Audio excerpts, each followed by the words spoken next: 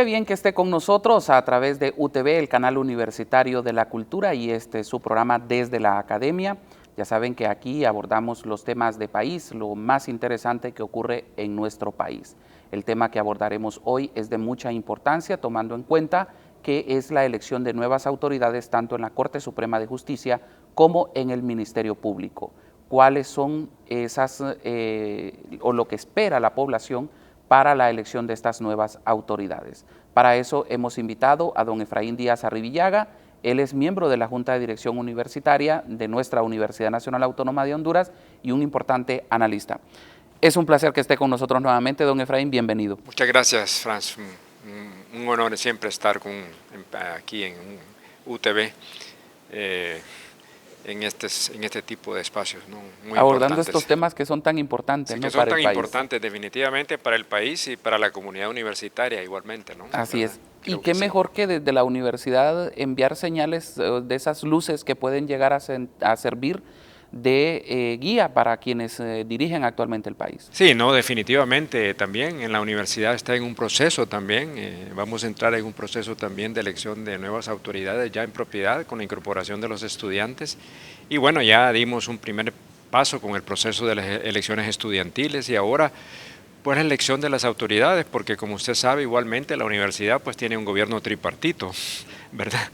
Consejo Universitario, Junta Universitaria, Rectoría, entonces hay igualmente es casi un reflejo también de lo que pasa en el país de alguna manera u otra, ¿no? Así es que nos parece importante, digamos, que el tema lo traigamos a discusión y debate. ¿Qué piensa usted de esta nueva elección, tanto de la Corte Suprema de Justicia como el Ministerio Público? Bueno, mire, después de casi 2 décadas, yo diría, y un poco más de que las elecciones de la Corte Suprema de Justicia como el Ministerio Público han sido realmente el resultado de un reparto político, de acuerdos políticos. Bueno, casi yo diría desde la transición a la democracia en 1981, 82, todo esto fueron siempre objeto de un reparto político. Y cuando hemos visto el debilitamiento progresivo del Estado de Derecho y de la institucionalidad pública, y vemos que tienen que ser países extranjeros los que tengan que aplicar la justicia, porque el sistema de justicia del país no solamente es débil, sino que es totalmente falto de independencia, con una gran interferencia política, pues las expectativas, creo, de la población en su totalidad, y todos quisiéramos que así fuera, que finalmente pudiéramos establecer las bases para un inicio de un proceso que permita un poder judicial independiente, igual que un ministerio público que vaya en la misma dirección, que pueda combatir la corrupción, la impunidad, pero y otros delitos que efectivamente tenemos desafortunadamente en el país. Así es que las expectativas son como las mismas que la gente ha tenido con la elección del nuevo gobierno, ¿verdad? Muchas esperanzas de que un cambio se produzca y esperamos que en la decisión de la integración de la Corte Suprema como también del Ministerio Público prevalezcan no criterios políticos sectarios o partidarios, sino que se tome en cuenta la capacidad, la probidad, la ética de aquellos o aquellas que aspiran o deben de forma parte de tan importante poder como es el Poder Judicial. Un país que no tiene un Poder Judicial independiente no puede garantizar efectivamente un verdadero sistema de justicia y mucho menos que realmente funcione el sistema democrático y la institucionalidad pública. ¿Usted cree que va a continuar ese reparto de los partidos políticos? Mire, tengo algunas informaciones que son extraoficiales, que pareciera que vamos un camino parecido, ¿verdad? Pero yo, y como también se pronunció la conferencia episcopal, no debe ser el objeto de un reparto político. Eso sería lo peor que nos podría pasar. Ese sería el peor escenario. Entonces deberíamos de procurar, al menos el Congreso Nacional, que es el final, tiene la decisión, que es un órgano político. Porque el proceso de selección, esto pues no parece que sea un mal proceso, ¿verdad? sino que el asunto está en que al final la decisión la toma el Congreso Nacional y a veces esas decisiones se hacen en orden político. Entonces hay siempre ese riesgo lo está presente, eso no hay duda, tanto para la Corte como para el Ministerio Público. Si eso se hace, pues bueno, estaremos haciendo lo mismo, ¿verdad? Yo vuelvo a insistir y lo digo una y otra vez. Asumamos que efectivamente eso se da, porque esa es la política en Honduras, ¿verdad? Son realidades que todavía no hemos podido superar. Son prácticas de casi, yo diría, más de 100 años de la manera de hacer política en Honduras. Pero digo, si alguien está investido de una magistratura en la Corte Suprema de Justicia, entonces ya dejó de ser miembro de un partido político al que no debe servir, sino que al que debe servir es a la justicia, al cumplimiento de la Constitución y las leyes, y debe actuar de manera independiente, lo mismo que el fiscal general y el fiscal adjunto. Entonces hay que separar, que no obedecen a líneas partidarias, políticas o de grupos económicos, porque ese es otro factor que está ahí presente, sino que lo que tiene que hacer es en función de los intereses del país y de preservar la independencia del Poder Judicial, que es tan fundamental para la aplicación de la justicia en el país. Yo por muchos años escuchaba a don Efraín decir de que no debería de ser el Congreso Nacional quien elija a la nueva Corte o a la Corte Suprema de Justicia en general. No vamos a hablar específicamente de esto, sino en general. ¿Es eso, usted ve una viable o Bueno, sí, pueden haber otras formas? otras formas, pero digamos en Estados Unidos es el presidente que propone, digamos, los candidatos a la Corte Suprema, pero es el Senado quien los aprueba en base, digamos, a una serie de audiencias. Ahí también se juegan intereses de carácter político y de otra naturaleza, ¿verdad? Sobre temas como, por ejemplo, el aborto, los derechos de las personas, digamos, que de alguna manera no están dentro de la generalidad, ¿verdad? Por sus características, digamos, o sea, que no haya una discriminación en base al sexo o la preferencia sexual de las personas, entre otras cosas, ¿verdad? El control de las armas.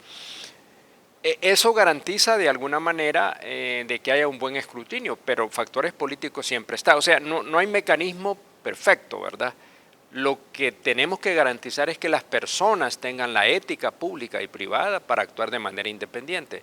Porque yo puedo ser, digamos, un magistrado con una línea conservadora de pensamiento, pero que estoy ahí con una ética personal y pública para hacer cumplir la Constitución y las leyes. Y mis opiniones, mis criterios y las sentencias que yo emita tienen que ser ajustados precisamente a eso. Entonces eso es lo que hay que buscar al final, ¿verdad? Independientemente de quién los nombre, es la posición que asumen las personas y que los partidos políticos no pueden imponer condicionamientos a quienes eligen.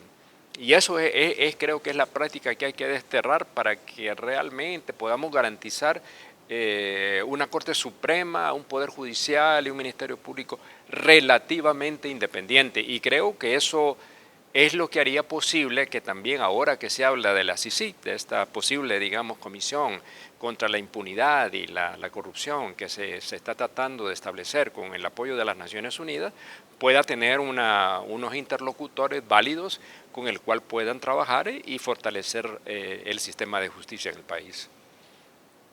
En el Congreso Nacional se han propuesto o se han hecho varias propuestas en relación a reformar la forma como se eligen los candidatos, sobre todo a la Junta Nominadora, quitarle potestades a la Junta Nominadora para la elección, que la gente que desee se autoproponga. ¿Usted ve viable este mecanismo? Sí, yo lo veo viable. Yo creo que las dos cosas me parece que no son excluyentes, ¿verdad? De que haya una junta nominadora, pero que también, digamos, abogados de larga trayectoria, probos, puedan autoproponerse, porque no siempre la gente tiene confianza, digamos, en esta junta nominadora, Sí. ¿verdad? Pueden ahí jugarse determinados intereses. Por ejemplo, si está el colegio de abogados, bueno, la universidad, a través de la Facultad de Derecho, es uno de los nominadores, ¿verdad? Que deberíamos tener un papel ahí, me parece, de balance importante para orientar, digamos, en una dirección correcta el proceso de nominación. Pero veo que la posibilidad de autonominarse debe de existir si se cumple con los requisitos que se requieren para eso, ¿verdad? No los veo necesariamente excluyentes. Ujú. Que los candidatos se autoproclamen, que ya lo mencionábamos, que la Junta Nominadora se limite a precalificar a los postulantes bajo criterios preestablecidos, pero le estaríamos dejando al Congreso Nacional a la hora de la hora la potestad de elegir ya sea los miembros que propuso la Junta Nominadora o los independientes. O sea, Así es, ¿estaríamos politizando más? Sí, no, yo creo que eso se corre el riesgo precisamente de eso, ¿verdad? Y yo creo que eso es lo que tenemos que evitar. Yo no solamente el término de la politización, sino que la partidización. El hecho que estemos hablando de la influencia y la determinación que los partidos políticos puedan tener, ¿verdad?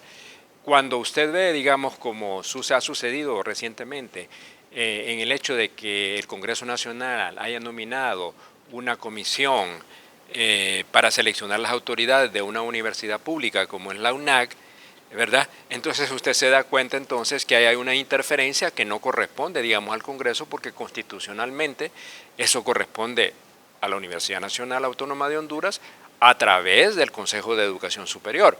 Entonces eso usted lo ve claramente, una interferencia que corre el riesgo de poderse entrar en un campo estrictamente político, igual que este caso en el proceso de nominación, digamos, para la Corte y para el Ministerio Público. O sea, yo creo que ese riesgo de la partidización o politización tiene que ser reducido al mínimo y que sea un proceso limpio, transparente, claro, y donde el criterio para la selección tenga que ser las capacidades de los candidatos que puedan ser nominados, ya sea por la Junta Nominadora o un candidato que se autoproponga en ese proceso. Yo lo veo que los dos sistemas no son necesariamente excluyentes, pero creo que el criterio principal y el que tenemos que salvaguardar es que tanto la Junta Nominadora, el proceso mismo, esté blindado lo suficiente de las influencias políticas sectarias. Y por eso le consultaba si el Congreso Nacional es como el idóneo para esta elección, o vayamos donde vayamos siempre vamos a encontrar la politización. Mira, es difícil, digamos, si usted ve la composición del Congreso, que uno puede decir que dice que sea el idóneo, ¿verdad? En realidad, en teoría, ¿verdad? El Congreso representa de alguna manera u otra la diversidad o la pluralidad de lo que hay en el país en términos de preferencias políticas. Que las personas que ahí sean electas sea lo mejor, bueno, ahí sabemos que ahí hay tantos signos de interrogación. Y ahí no podemos, como dicen, meter las manos al fuego.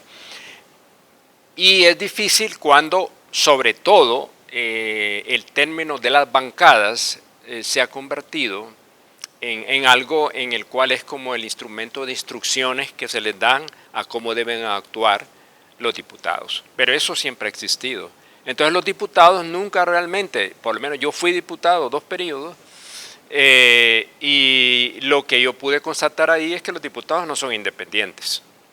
O sea, o tienen la dirección del partido o de la junta directiva o del presidente del Congreso, que de acuerdo con la ley orgánica tiene poderes omnímodos, ¿verdad? Entonces no son verdaderamente independientes. Entonces el problema radica en que yo siempre les he dicho de que volvemos a lo mismo cuando decía de la independencia de los magistrados a la Corte Suprema de Justicia. Es que los diputados tienen responsabilidad con la gente que los eligió y no con el partido que los propuso, ¿verdad? Esa diferencia es fundamental, pero lo que ha sucedido no es eso, es que no tienen el compromiso con la gente que los votó, sino que con los intereses que los tienen ahí, de alguna manera u otra. Y hay intereses de diferente naturaleza, no solamente políticos, ya hemos visto las vinculaciones del sistema político hondureño, los políticos con el narcotráfico. Y eso todavía no ha sido erradicado, digamos, en el país. Entonces, esa es una influencia para mí sumamente peligrosa para el sistema político hondureño y para el sistema de justicia del país. Entonces, el reto, el desafío está realmente para los diputados para que actúen con conciencia, ¿verdad? Como que es fácil pedírselos, pero no tan fácil lograrlo, ¿verdad? Lo hemos visto en muchas actuaciones y uno los escucha y francamente no encuentro que hemos logrado tener necesariamente un mejor Congreso, con las excepciones que por supuesto hay en todos estos organismos, ¿verdad? Entonces la idoneidad del Congreso está en función de las personas que lo integran. El Congreso es un órgano fundamental, es un poder del Estado, tiene atribuciones fundamentales para el funcionamiento democrático del país, pero igual que cualquier otra institución, las instituciones al final la hacen quienes componen y quienes integran esas instituciones. Si las personas no tienen ética pública, ética personal, ni tampoco tienen ni la experiencia ni la capacidad, entonces cualquier órgano, incluyendo el Congreso o cualquier otro, no va a funcionar adecuadamente. Sin duda alguna, la presión del Partido Nacional al interior del Congreso Nacional es fuerte por la cantidad de diputados que tienen, y eso obviamente se va a ver reflejado en la elección de la Corte Suprema de Justicia y del mismo Ministerio Público. Bueno, indudablemente que sí. Mire, por eso yo he insistido mucho y tal vez esto, dado el ambiente que vivimos en Honduras, no parece como tan viable, pero yo digo lo que es necesario, el diálogo, pero bueno, todo el mundo dice que hay que dialogar, pero no es suficiente dialogar, hay que llegar a acuerdos, ¿verdad? O sea, porque de nada sirve decir, sí, yo me voy a sentar y voy a dialogar, pero de nada me sirve porque lo único que me voy es a una reunión y no, es lograr acuerdos. Y en este caso particular, sobre todo en el Congreso Nacional, yo he insistido, aunque a muchos quizás no estén de acuerdo conmigo, pero esa es mi opinión, que dada la diversidad precisamente del Congreso y el hecho que el pueblo hondureño se haya volcado para que realmente haya una oposición casi de 66 diputados que pertenecen al Partido Liberal y al Partido Nacional, que son los dos partidos tradicionales de Honduras. Entonces, realmente es difícil. Entonces, es necesario los acuerdos multipartidarios, ¿verdad?, en asuntos que son de interés del país. En este caso, la Corte Suprema, el Ministerio Público o cualquier otra cosa. Y esos acuerdos multipartidarios es orientados a no solamente a respetar la Constitución, a las leyes, sino que para que los procesos sean transparentes y la gente que se proponga y elija, aunque pertenezca a esos partidos, no estén ligados ni condicionados a ningunos intereses particulares de partido político, grupos económicos o de cualquier otra naturaleza. Si eso se logra, pues quizás pudiéramos tener un sistema de justicia en el país mucho más independiente, mucho más eficaz de lo que hemos tenido hasta ahora. Yo siento, no sé si usted lo mira de esta forma, don Efraín, que estamos en un ambiente bastante anticorrupción actualmente en el país. Todo el mundo habla de transparencia, todo el mundo habla del combate a la corrupción. En algunos casos obviamente se lleva a cabo, en otros solamente queda en pláticas. ¿Cree que deberíamos de aprovechar esta coyuntura y que se elijan a las autoridades idóneas en estos dos, tanto la Corte Suprema de Justicia como el Ministerio Público? Indudablemente que sí. Yo creo que si hay un factor que fue muy determinante, digamos, en las elecciones de noviembre, fue el problema de la corrupción y la impunidad. Ya lo hemos visto, ¿no?, a través de 2 décadas de constantes señalamientos de corrupción. Inclusive tuvimos una la MASI, digamos, en el país, junto con en aquel momento la unidad anticorrupción en el Ministerio Público, precisamente para combatir la corrupción, el abuso del poder, el manejo irregular de fondos públicos y todos aquellos delitos que tienen que ver con la corrupción en la administración pública. Entonces sí, ese es un tema central de la sociedad hondureña. Yo creo que dentro de los problemas que tenemos que de alguna manera buscar, digamos, erradicar, es precisamente el tema de la corrupción y la impunidad. ¿Qué es lo que ha sido la norma aquí? Pues, o sea, ¿Y siente ese ambiente? ¿Siente ese ambiente? Yo pienso que sí. Yo creo que la gente, en general, la ciudadanía, espera que eso cambie. O sea, y además la corrupción tiene un costo, ¿verdad? O sea, no es gratuita, o sea, nos afecta a todos. Afecta a la administración pública. Solo veamos ese escándalo de los hospitales móviles, ¿verdad? Bueno, ¿y quién paga eso? ¿Verdad? 1.400 millones de dólares. Eso es un costo para la sociedad. Alguien tiene que pagarlo. Y lo vamos a pagar nosotros por el endeudamiento, por los impuestos. Entonces no es que una persona que ha sido condenada va a decir, mire, sí, tiene 10 años de prisión y va a pagar eso. Un individuo sabemos que eso es totalmente inviable, está fuera de eso, aunque sea parte de, porque no fue el único que estaba involucrado en eso, ¿verdad? Hay un montón de gente que estuvo involucrado, digamos, en esa operación fraudulenta, totalmente inoperante, ¿verdad? Que realmente es una afrenta para el país. Entonces, eso tiene un costo enorme para la nación. Y de alguna manera esas cosas no pueden volver a suceder en Honduras y tienen que ser castigados para que realmente haya una reparación económica. Eso debería ser la pena, ¿verdad? Claro, esa persona en la manera individual no lo van a poder hacer, pero hay muchos más que él que estuvieron involucrados en esto. Igualmente sucede con otros aspectos de la vida del país, ¿no? Donde se han cometido eso, el abuso en la compra de medicinas, se han creado mecanismos para las compras públicas, pero de alguna manera u otra siempre hay una mano que está metida precisamente por los intereses políticos y aquellos que financian las campañas políticas que de alguna manera u otra buscan por estos mecanismos rearcirse de todo eso. Bueno, el sector energético ha sido un buen ejemplo de eso. O sea, ese es otro punto, ¿verdad? Entonces ahora que ya se reformó y que ha sido una de las cosas acertadas que se venía solicitando desde hace tiempo, la abolición de la ley de secretos, le permite al Instituto de Información Pública poder realmente actuar, digamos, para que la gente pueda tener acceso a todo eso. Pero claro, eso no es suficiente porque quizás la gente no tiene siempre acceso a todos estos medios digitales, pero me parece que las acciones concretas, pero que tengan un resultado, es lo que creo que la gente está esperando y que es lo que podría establecer las bases de cambio y sobre todo la confianza que la comunidad internacional ha puesto en el gobierno actual de que efectivamente hay la voluntad política para hacer un cambio en otra dirección y que no es como un cambio de ropaje, ¿verdad?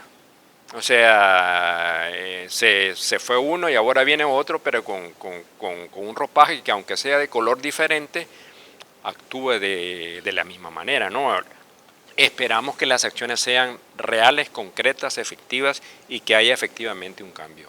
Don Efraín, pero por ejemplo, yo he visto que la comunidad internacional, por ejemplo, apoyó al actual fiscal general del Estado en su reelección. Y la verdad que hemos tenido años bien complicados, bien difíciles, de casi un 0% de combate a la corrupción, al menos en la percepción. Y hemos visto a un fiscal general del Estado completamente callado en los momentos más difíciles en este tema de corrupción y de impunidad. Sí, bueno, efectivamente usted tiene toda la razón y debo decir así muy claramente, él ni siquiera estaba en el proceso elección. de elección, digamos, al Ministerio Público. Entonces fue realmente electo porque en esto, y tengo que decirlo claro porque puedo con evidencia decir que eso es cierto, porque lo escuché dentro de la propia Embajada de los Estados Unidos, de que ese es el que quería. que estuviera ahí, ¿verdad? Lo que pasa es que en términos de corrupción y de impunidad no actuó de ninguna manera, de manera independiente, porque tenía realmente compromisos muy serios con el propio Ejecutivo. Hay que recordar que en el gobierno anterior realmente el Ejecutivo es el que manejaba el Legislativo y el Poder Judicial y el Ministerio Público, ¿verdad? Entonces, efectivamente, nadie puede realmente decir que ha sido un fiscal cinco estrellas, como lo llaman. cinco estrellas, ¿verdad? Yo le digo que el nombre de él lo hace como un buen actor, que se merece el Oscar, ¿verdad? Entonces, yo creo que ese es para mí, digamos, lo que yo puedo decir de él. Entonces, requieren realmente un cambio, ¿verdad? ¿Existe la voluntad política para efectivamente desprenderse de estos intereses? Esa es la pregunta que todos, creo, nos hacemos.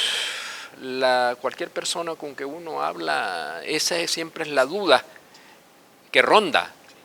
Y ojalá que esa duda se pueda despejar teniendo finalmente una Corte Suprema con otras características y otros perfiles y un Ministerio Público diferente.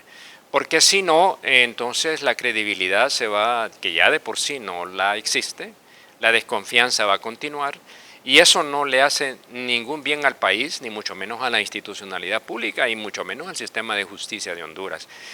Porque significa que vamos a tener igualmente jueces que no siempre son escogidos o seleccionados en base a sus méritos, en base a su trayectoria en el Poder Judicial o en el ejercicio profesional, sino en base a componendas, a favoritismos, a amiguismos.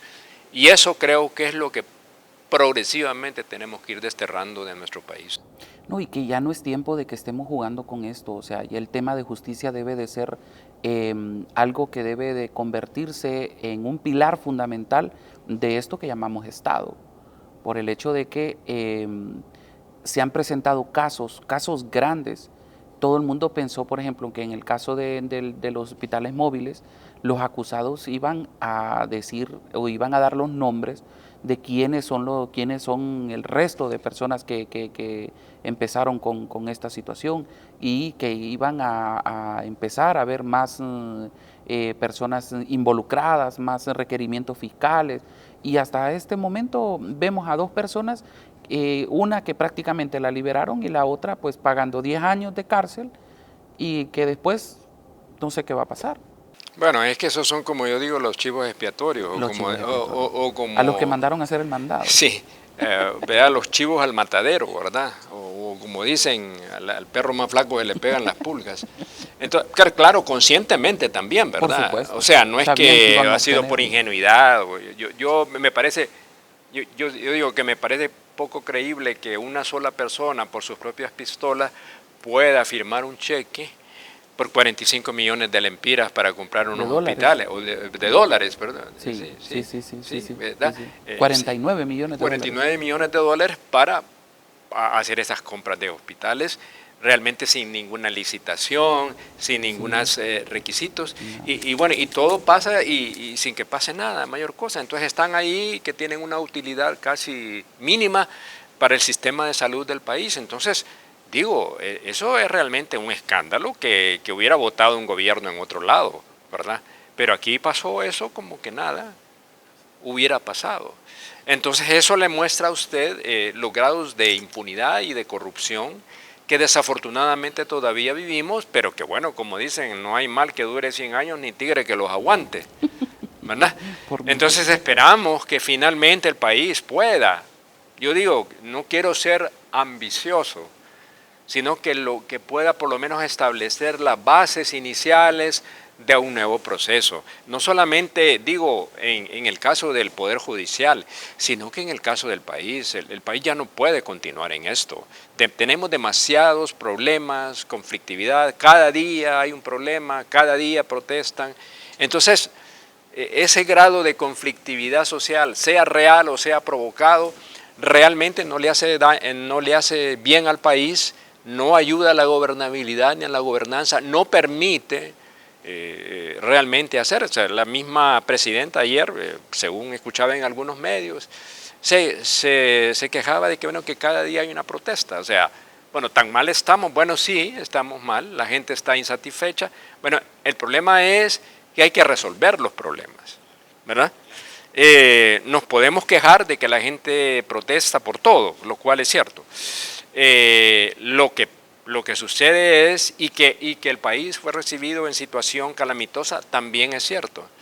Entonces tenemos que establecer una estrategia que gradualmente pueda ir resolviendo aquellos problemas que son prioritarios en función de lo que se tiene en una visión de 4 años, ¿verdad? Y que eso no lo vamos a terminar en 4 años. Desmantelar un sistema de clientelismo político, de corrupción e impunidad, no lo va a hacer de la noche a la mañana. Va a requerir un proceso, pero tenemos que iniciar el proceso con una visión, para mí, totalmente diferente de lo que hemos tenido en el pasado. Definitivamente una visión bastante futurista, una visión que tal vez poco o nadie lo tiene hasta el momento, y siento yo que va a ser la única forma de poder sacar a este país, y por supuesto fortaleciendo estas instituciones con las personas idóneas para poder manejarlas. Don Efraín, es un placer siempre para mí conversar con usted a través de este espacio. Gracias, Franz, le agradezco mucho. Gracias al canal universitario. Me alegra mucho estar con ustedes siempre. Ese es un espacio que creo que dentro de la universidad tenemos que continuar fortaleciendo, ¿verdad?, los medios para que la universidad pueda proyectarse cada vez más a la sociedad. Y me parece que el canal es un medio efectivo para eso, y ha sido un placer siempre platicar con usted, dialogar y también con todos los que nos ven en el canal. Muchísimas gracias. Gracias también por su disponibilidad y tiempo para estar con nosotros a través de UTV, el canal universitario de la cultura, con el ánimo de enviar luces pues, desde la Universidad Nacional Autónoma de Honduras para el bien de todo el país. Agradezco a todos ustedes porque siempre están pendientes de nosotros. También gracias por seguir nuestras redes sociales, aparecen en la parte baja de su pantalla. Ahí usted puede dejarnos sus comentarios, sus opiniones y los temas que le gustaría que abordáramos a través de este espacio denominado Desde la Academia. Soy Franz Rivera, nos vemos en la próxima emisión. Hasta entonces.